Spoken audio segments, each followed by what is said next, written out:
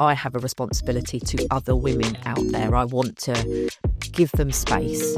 I want to give them pathways, to enable them to walk into an organisation.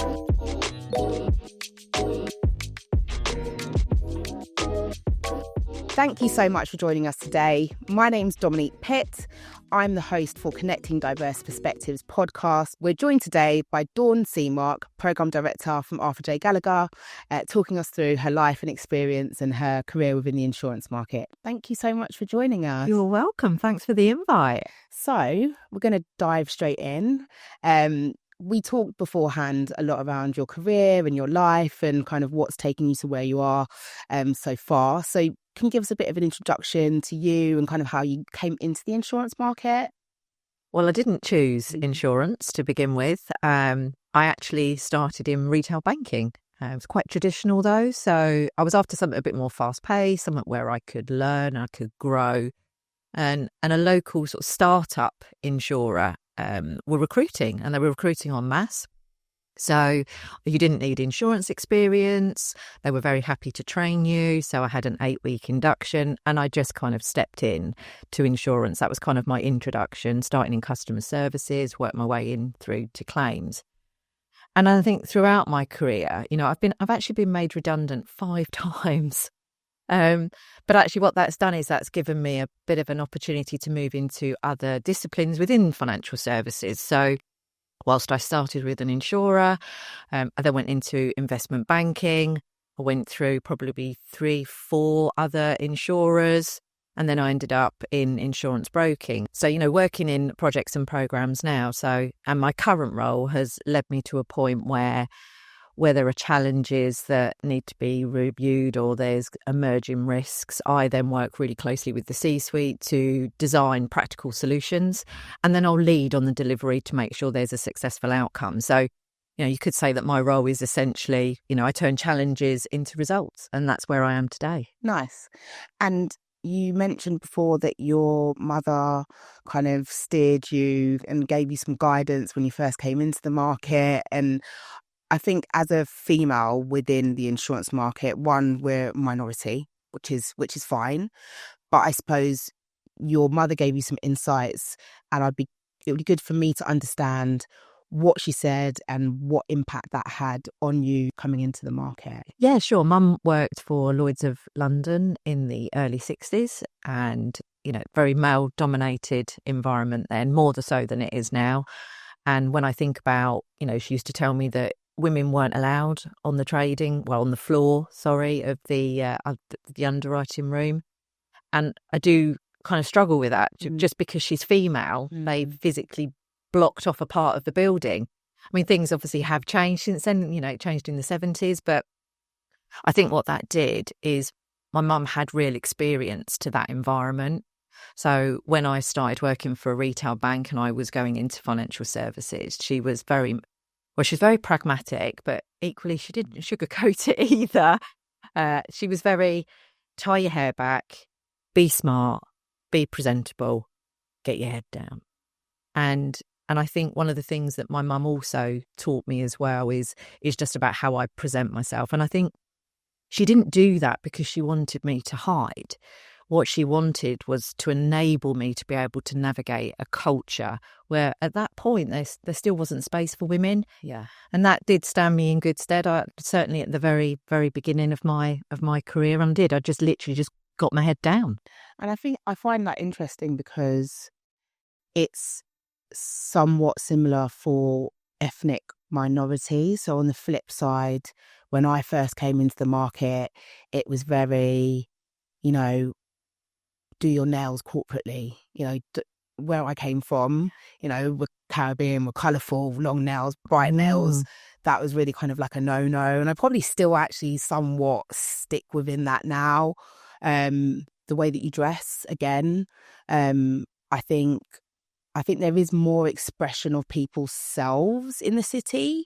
But I think that a lot of people spend their early years acclimatizing and trying to figure out how they slot into a box. Yeah.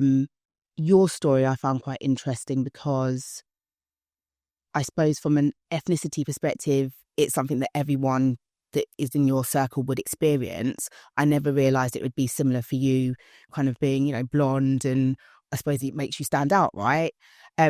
Is there any other challenges that you felt in the early years that you went through that you really had to consider how you approached things?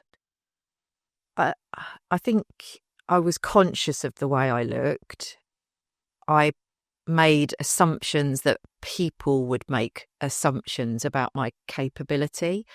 You know, I was blonde and I lived in Essex. You know, the stories are known, aren't they? So I definitely felt that there would be assumptions made about my capability. And I think I love proving people wrong. I really do. And as a result of that drove me. I would actually say that approach and the way that people reacted to me actually enabled me to, again, get my head down, but just focus on delivery, you know, and do it well. And what that ended up meaning in practical terms was, you know, I would deliver something, I would work long hours, but to make sure that it was done. And equally, I would do it, I would say, quietly. You know, there are people who are very noisy or very loud. And whereas I feel that I was very quiet in the way that I went about doing things. I was definitely a doer. And I think over time that helped build an element of credibility. And people would turn to me and go, well, you know, you can trust Dawn. She's reliable. She'll get it done. And that started, I'd say, fairly early on in my career and has definitely followed me throughout. Do you think that hard work and building credibility is something that's a foundation of your career when you're first coming into the market? Definitely. Because I think the more younger generations nowadays, there's so much instant gratification, right? And definitely, you know, working smarter is always a good idea, but I don't think you can miss hard work. You've got to be working smart and hard, in my opinion. Yeah, no, I completely agree with that. And I think with all the tools that we have these days, sometimes it can be a little overwhelming when you think about all of the tools and techniques that we have. But no, I would definitely agree with that. You mentioned when you first came into broking that it was a shock how few females and ethnic minority groups were in that business, those businesses. How did that shape you as you become into a leader? And what do you now do to try and help with those changes to keep them evolving? It was definitely very different. And I would say working for an insurer and then moving to a broker, I thought it would be similar. So maybe some of the expectation was me thinking it would be a very similar environment, and it absolutely wasn't. Very different environments. And I think that also exacerbated the fact of, oh, wow, this is very different. So again, I kind of reverted to type, I would say, and just got my head down and delivered results and worked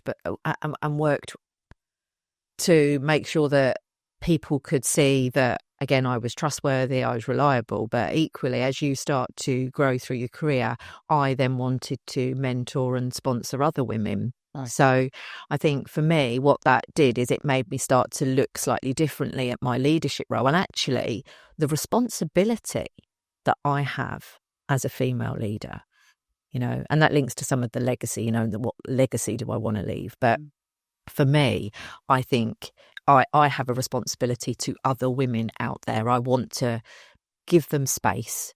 I want to give them pathways, you know, to enable them to walk into an organisation, whether that's insurance or anything else, where, you know, diversity, it's not a buzzword, you know, it's the norm.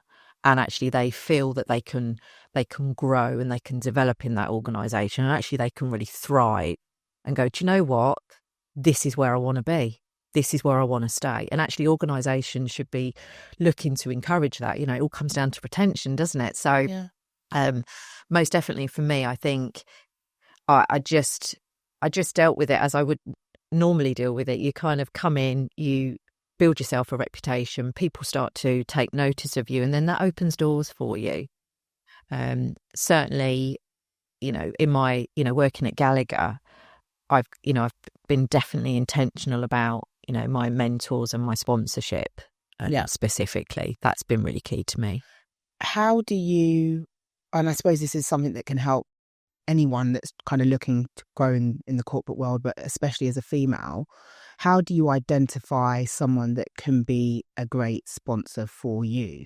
Because sometimes those people aren't necessarily sitting next to you every day. What's your advice as to building those relationships with people that can potentially sponsor you in your career? Yeah, I think I was really intentional about my sponsorship. And I think when you're looking for a sponsor, look around, just observe, the organisation where you are. Who are the key influencers? Who makes the decisions? Who actually demonstrates that they want to grow and develop other people? They have a voice at the table. And for me, it was Charles. At Gallagher. Charles has been integral, certainly to my career. At the very beginning when I joined Gallagher, I worked closely with Charles, and then, for the last sort of 12, 18 months, maybe a bit longer, he has definitely been my sponsor. And by sponsor, I mean my advocate. He gives me that space to have a voice. And then when I have a voice, he's right there behind me. He's supporting me. So Charles and I, we have a really great relationship. He will be honest with me. I will go to him for advice, for feedback, and sometimes just a general chat, a bit of a sounding board. Yeah. So he was definitely pivotal to me moving into the program director role. I would agree with you that you have to observe. I think that is my best advice. And sometimes being honest with yourself that maybe that person's not in your environment per se. So for me, working in recruitment and consulting into insurance, I was really lucky that I would come into contact with people like yourself, and those people would become my mentors, if you would, because sales is a very dog eat dog world. So you can't necessarily share your thoughts with people around you. They're your competition. But I was intentional early in my career of actually, this lady, she could potentially really help me because she knows a lot about X, Y, and Z that I don't know. So a lot of my clients actually became my mentors, and I made sure that even if they weren't necessarily in a client relationship, there are times where clients are just not hiring, they don't have anything going on, it's BAU, but I still maintain a relationship with them because, one, we've had a great relationship in the past, but two, it's a two-way street. Sometimes I can help them, sometimes they can help me. So I think it's about growing your network in general and being conscious about that. I think a lot of people come into the working world and it's like, okay, I'm here, I have to be here 9 till 5, and then I leave and I go back to my real life. And it's like, yes, I think there's an element of working outside of just getting your job done that helps you to build your career and knowledge of how you just navigate scenarios. I think, and actually that's a really good point, because I think that, having a sponsor or a mentor isn't just about the career progression. No. It is about having that circle of people that, again, you trust, that you need a sounding board. I've got one individual at the moment, even if I'm having a bad day or I've been to a meeting that they've been in, and I'll pick up the phone and go, did I get that? Are you on the same page? And sometimes, she'll agree with me, and other times she'll be like, well, actually, no, I took it this way. And you go, oh, yeah. It's just having that circle of people that you can go to. So I think that's an idea. Absolutely. Yeah. Absolutely. So important. So you mentioned when you turned 30, you had a bit of a pivotal point in your career, which was stay in a technical capacity, operational, or actually go into more of that leadership role. What made you decide to push forward and go into that leadership role? Yeah, I've always been a bit of a doer. Always up to that point, always a bit of a doer. By doer, do you mean roll up your sleeves? Get in there, deliver. Not necessarily a leader. Yeah. I didn't think so. Yeah. But other people saw that leadership in me. So I think for me, when I kind of hit, I didn't wake up on my 30th birthday and go, right, Dawn, you need to make a decision. Come on, girl. What I did is I felt that it was a really good time for me just to rethink really what did I want out of my career. And I think what supported me with that is that at that time, there was a female leader within that business. And again, I observed her and I worked really closely with her. And she was just so calm. And she was so graceful. And she had this view that she just trusted people, that they were capable to do the job. And she actually taught me that having that trust in people is actually, it's really important. It's not a nice to have. Would you say that's kind of a core component of your leadership skill? What other qualities do you think that you have that are good in regards to leadership? Again, I think it goes back to how you present yourself, and using this particular leader as an example is when there was a crisis, she was so calm. And what she would do is she would just slow the conversation down. She'd distill the message and then she'd send us off again, But we all knew, there were really high expectations, but there was no vague. So, yeah, I do definitely think that when there's a crisis, or when there's something that's really complex, which is actually what I do now, is when there's something really complex, it's being able to, again, slow things down, dissect it, understand the problem, and then be able to elevate it back up again. So that as a leader, when I need people to take action, actually they understand it. I'm really clear in what I need people to do for me. I think that's important. I think from my experience of being in growing environments, often the leaders that I struggle with are the ones that everything always feels like a whirlwind. Because I think when you have good teams of doers, they will always knuckle down and get it done. But if you are constantly spinning, you fatigue your team. And sometimes just because it's a priority for you doesn't necessarily mean it has to be the highest priority. That's my observation of working with good leaders. Yeah, definitely. The planning, the forethought, and making it feel like it's an enjoyable process. There are times where things are business critical. Yeah. It happens. But I think in order for you to really keep your team engaged, I think as often as possible, it should feel like BAU. Yeah. As much as you may be getting change done. Yeah.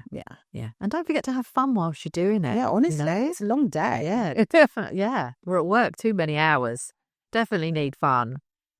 So if we switch gears a little bit and we talk a little bit more about your personal life, I know that you went through a challenging time, getting divorced, and at that same time, you were presented with moving into the program director role, which must have been a huge step, right? Big step up, a lot of responsibility, especially for a big organisation like Gallagher. Can you tell me a little bit more about how that felt, that turning point of this is going on in my life, but actually this is an opportunity that maybe I shouldn't miss? Yeah, it was... It was a really interesting time. So the program director role raised its head for 4 weeks, I think, after I'd actually separated from my husband. So it was very raw and I felt very vulnerable. And I think when the opportunity came up, I was more questioning, actually, have I got the strength to be able to do this? Can I take this on? Can I do this job justice? So I think there was definitely an element of self-doubt. And, this is where Charles, as my sponsor, he called me and he was like, Dawn, this is a real opportunity for you. And might sound slightly theatrical, but it did feel like there was a bit of a light bulb that went on for me. And I think it was just his belief in me. Yeah. Even though he knew what was going on with me personally, it was like he was saying, I believe that you can do this. Yeah. I trust you and I know that you can do this. And for me, it then turned my view around from, can I do this, to actually, how can I do this? Yeah. How can I rise to this challenge? And I would say that no, absolutely no regrets. And it was a fabulous opportunity for me. And I've still remained as a program director, but I've moved across divisions now because, the work that I did for Charles was really successful. So that was really good. And I think also in that year, it was a hell of a year, I won't lie. I got nominated for the Women in Leadership programme, which is an internal Gallagher programme for their female senior leaders.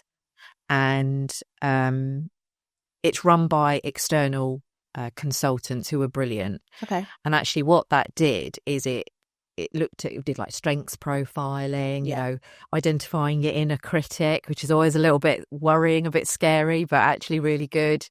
And I had the opportunity to have sponsor meetings with Charles, and I also had some one-to-one coaching sessions with the externals as well. And actually, as a result of that, I was able to bring some real life business challenges that I was experiencing, into those sessions. And that helped no end. And for me, it also made me look at my leadership style. Okay. I didn't necessarily think there was anything wrong with my leadership style, but I'm always willing to grow. So it definitely made me think about the way that I perhaps presented myself in a room. What were if any, what changes do you feel like you made off the back of that? So we were taught about gravitas. Okay. And the program I was dealing with at that point, I was in some, executive meetings, some board meetings, and it actually prepared me for those. It came at such a fabulous time, really. The timing was impeccable because actually the program taught us how to turn up. And by that, I mean practically, how do you walk into the room? How do you present yourself at the table? And this goes back to not being, I'm generally quite a quiet person, but actually that's okay. Yeah. Influence isn't necessarily about the volume that comes out of you. Or how much you speak. Yes. Also, because that's one thing as I got to a director that I found challenging. I don't have a good poker face at all. And when people I feel are speaking for the sake of speaking, or if I feel like what they're saying isn't necessarily genuine, I struggle to not have a look on my face like. So that's one thing. But also, I suppose what people know of me is that I'm honest, I don't pretend.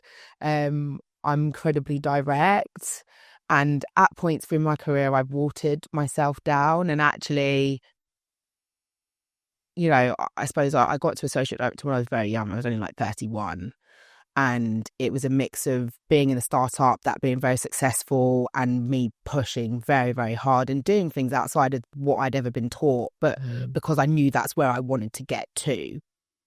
And I think the bigger the company gets, the more senior people that come in, the more you have to navigate those rooms. Yeah. And the style of how you do that is incredibly important. And I would actually add one layer onto that. How you dress. I think, that mix of corporate but yourself, but making sure that I think it speaks for you. That's kind of how people judge you. It's not necessarily the best thing, but it's nothing that I was taught. My first ever job, I rocked up in a Tesco suit. It was like, so as you get older and you're navigating these environments, it's like, right, how do I fit in but be myself?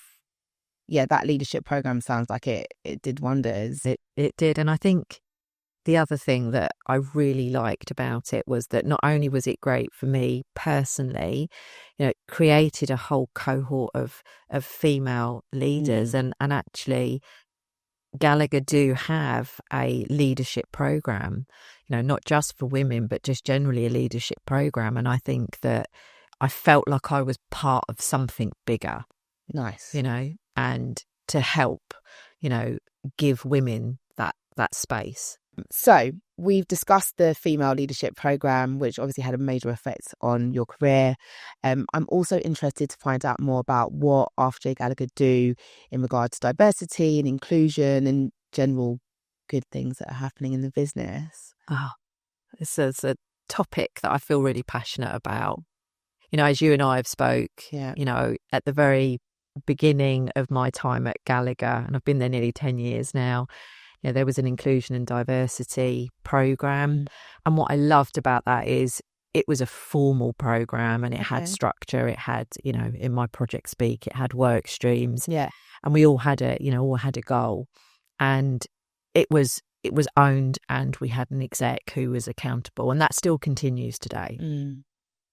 And for me, when I first became involved in that, I was working on the gender work stream, and we had identified that there were women around the age of 25, you know, there were higher numbers of those women leaving Gallagher. And actually we wanted to understand why. You know, that was quite pivotal for us. It's like, hang on a minute, why are these women leaving? And I think for organisations to not do diversity and inclusion as a tick box, it is important to understand why, because the challenges differ per business, and how you approach that with authenticity, which therefore will translate down to something that lasts, you have to understand the why. I think it's great that you guys have approached it like that. Yeah, definitely. And I think there was, you know, you could make the assumption that, oh, it's 25, you know, women will be settling down and having children. They'll be wanting to work for an employer who's got great maternity. And you go, hang on a minute, it's not about that. And that's what we discovered. Actually, we discovered that women around that age, they were hitting quite an important part of their journey and, you know, their life journey and their transition, and whether they did want a family, or actually did they want a career. And were we as an employer providing them with those clear career pathways? But as a result of that, we did look at our maternity policy, but then we also looked at our mentoring programs. Oh, nice. Yeah, we looked at our sponsorship, we looked at, you know, learning and development. And so it wasn't just about putting a policy in, it was actually looking to invest in our female population and starting to build and understand that. And I think just more generally from a diversity perspective, you know, a lot of it comes down to recruitment as well. Yeah. You know, and we've done a lot of work on our recruitment process. Just making sure that we aren't recruiting in a mirror image. You know, we actually did quite a lot of training on unconscious bias, you know, to make sure. I mean, I've certainly been guilty of it. You know, I've really liked candidates and gone, but they look like me and they sound like me. Oh, am I liking me? Don't really want another me. Don't think we need another me. You know, it's not great for the team. So definitely we've done a lot of work on the gender, and the gender still continues, you know. And then, as you and I know, I then took on the mental health work stream. Yeah. Again, I've got personal experience of poor mental health in my earlier career. My employer were fabulous at that time.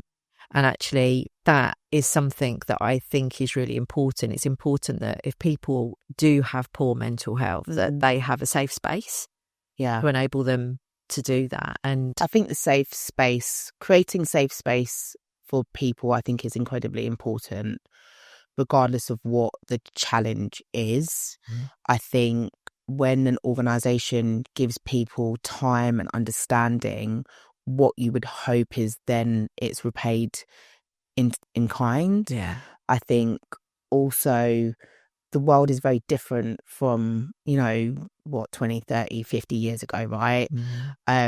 Although in some ways it feels like it's a much easier world, actually, when I look at my son's 21, some of the stuff that they worry about, the stress that they feel from social media and lots of these other things impact their mental health much more than we ever had to even think about with our little Nokia phones and stuff. So I think that businesses evolving and creating work streams around their D&I that actually suit the time and place. They have to change, you know, everything evolves. And I think the D&I programs also have to do that. Yeah. And I think also what I've seen with a lot of businesses, you know, you bring in your grassroots or you bring in more females, but it's the infrastructure around it, which sounds like what Gallagher's done very well, which is building the mentorship, building the sponsors, and actually building around these people that they want to bring into the business and actually will help the business to grow. Yeah. So, you know, with the I&D steering group and that program that we have running, you know, there's still more work to do. But I think being a woman of a certain age, you know, we actually have a menopause policy. Nice. We have a pregnancy loss policy. You know, we're creating tools that matter. Actually, they matter. This matters to our colleagues. So actually we need to support them. And as mental health first aiders as well, we get to see some of the policies before they're formally published, you know, just to make sure that everything's been covered, certainly from that mental health side as well. So we certainly work collaboratively across all of the work streams. But yeah, there's always more to do. You know, it would be really good to have more people from, you know, minority backgrounds. It would be great to have more people with disabilities, you know, join us and feel that they can, and look around and see people around the business that look like them. Yeah, definitely. And you mentioned some of the policies and the working groups. You know, for example, that policy around loss of children, I think that's really interesting to hear, because a lot of people kind of act like it didn't happen, I think, which is quite tough and obviously affects people's mental health. And this is what I mean about creating that safe space for people. It's addressing all of the parts of life, because life does just creep up on you in life sometimes, you know. Yes. And, you know, when you mentioned your divorce, I know I went through a situation when I was 32. So I'd been made associate director the year before, and I was engaged, and it came to an end. And I really felt like I had to hide that heartbreak. I had to hide all of that because I didn't want people to think I was weak. Yeah. Because it was very, back then it was very, you come to work, you do your job, you go home.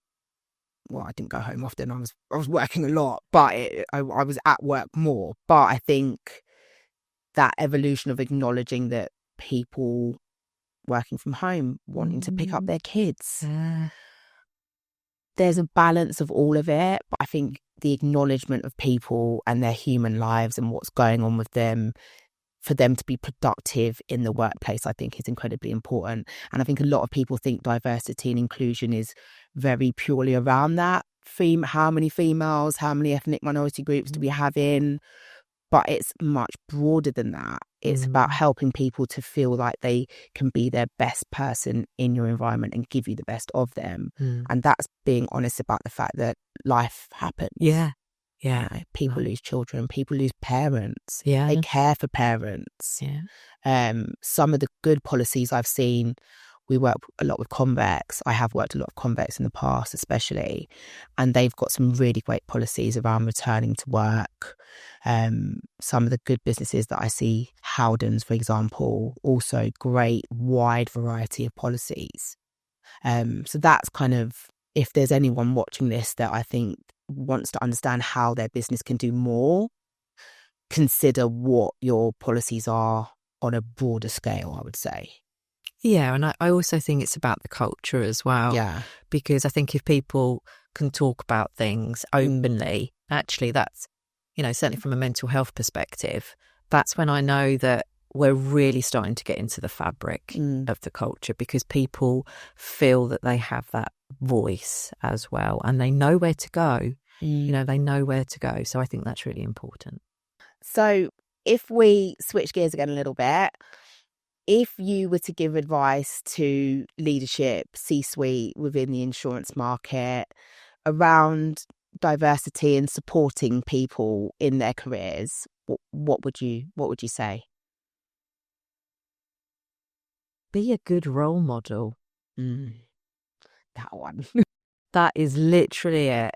Be a good role model. That one, yeah. Yeah. Walk the walk. Yeah. Yeah. Yeah. That's it. Yeah, I would agree with you on that. It's funny, isn't it? Because I suppose when you're younger, I don't know what your thoughts are, but I'm sure you'll tell me in a minute.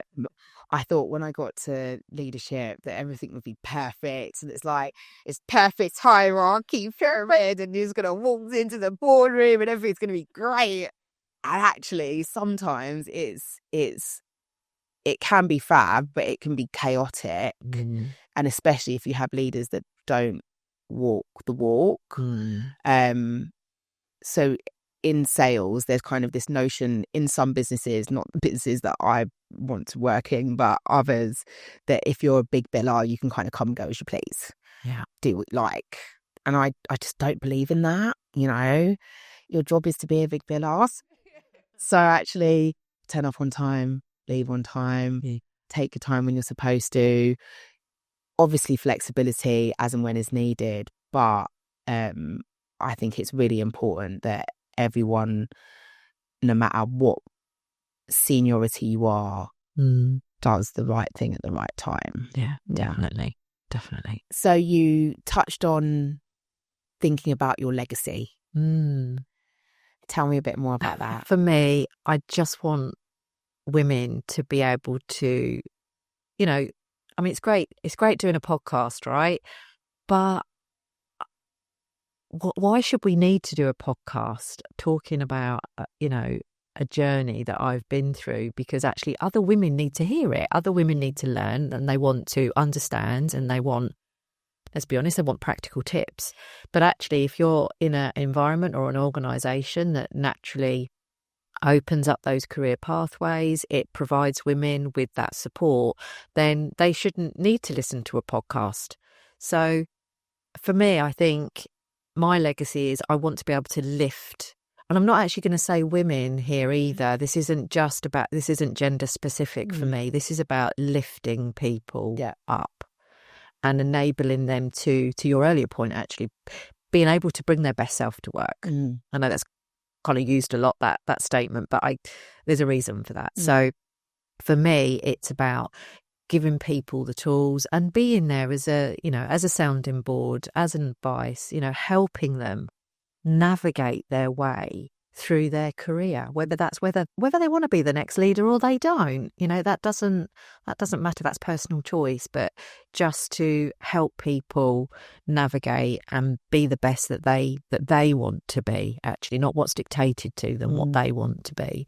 And that's why I mentor people within the organisation, and that's for me. I think that was a satisfaction that I managed to get from working in the recruitment world and consulting. I kind of got two angles of it, which is you get somebody out of an environment that they're not enjoying, or for whatever reason they want or they need to leave. You get that satisfaction of, actually, I've found you what you want, a bit like when you get a nice house.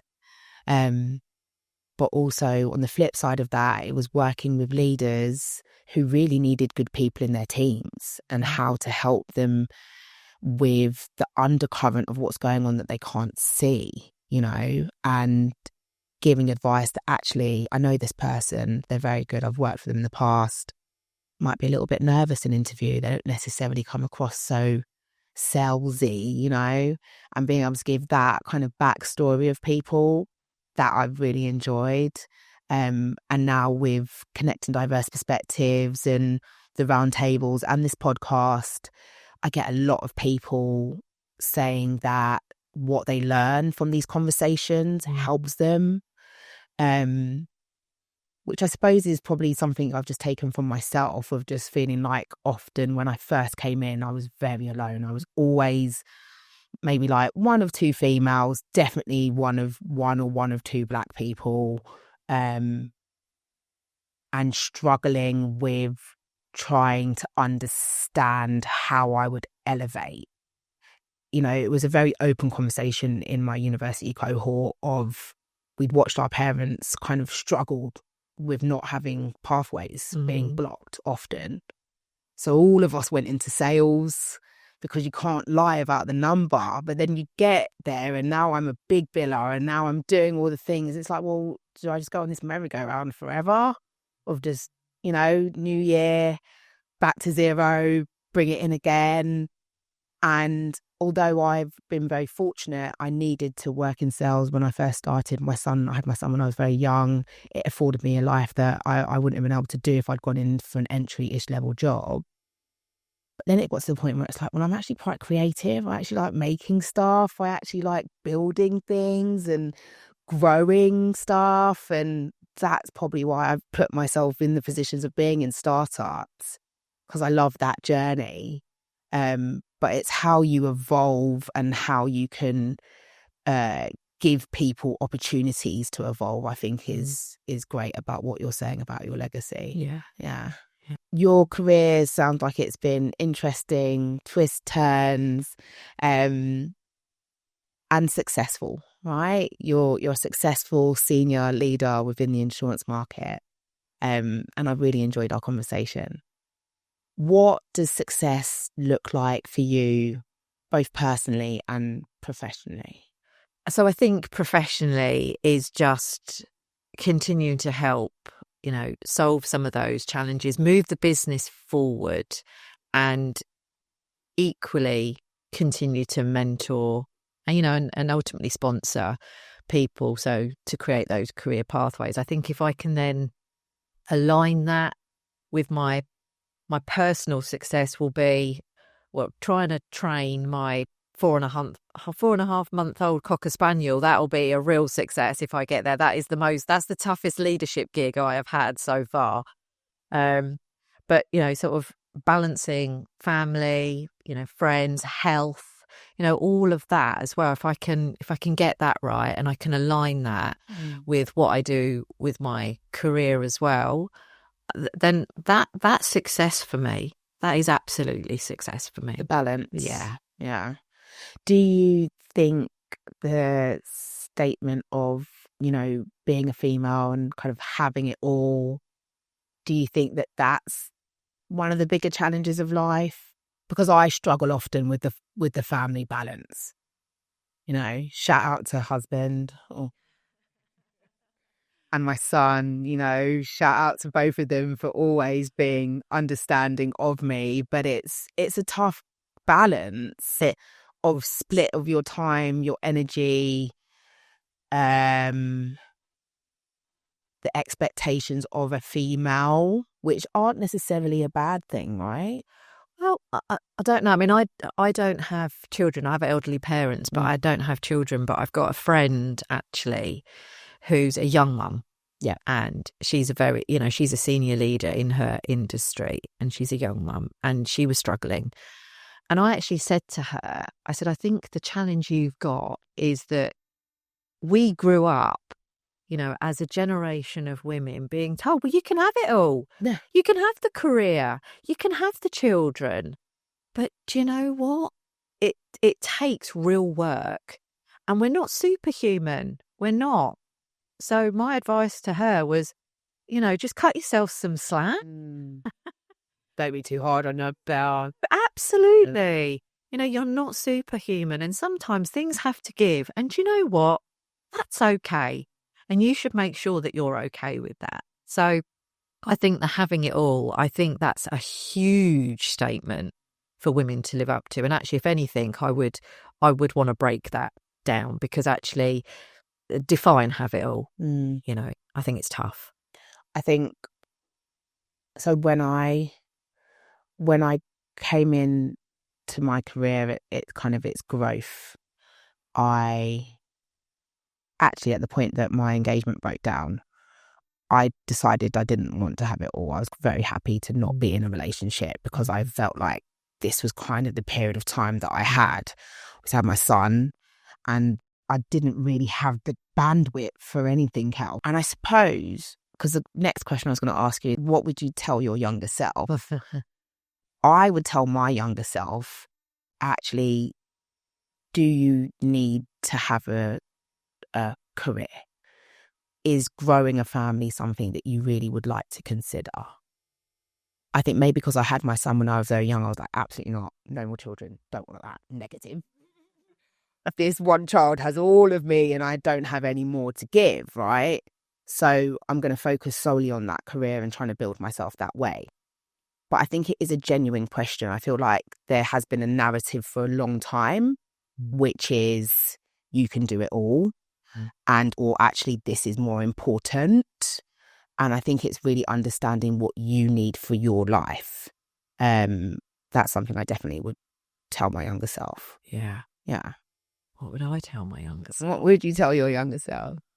I would, do you know what? I think there have been moments where I haven't believed in myself. So I think I would tell my younger self, you belong here and you have a voice. And yes, I'm quiet, not always, but I am generally quiet. And there have been times when I would say, don't be as quiet. There have definitely been times where I haven't said things because there's been more seniority in the room. And that doesn't necessarily mean that they're right or they're certain. So for me, I would definitely tell my younger self, you know, be a bit more, I'm going to say louder, but at the right time. Don't be as quiet as perhaps I was in my early career. That's interesting. Yeah. So a piece of advice that I was actually given when I was younger that probably ties in a little bit with what you said is beg for forgiveness sometimes, don't ask for permissions. Yes, I've had that. Yes. If you truly believe you're right and people are not listening, sometimes you just got to do it and show that you're right. Yeah. Thank you so much for joining us. No, you are so welcome. Thank you for inviting me.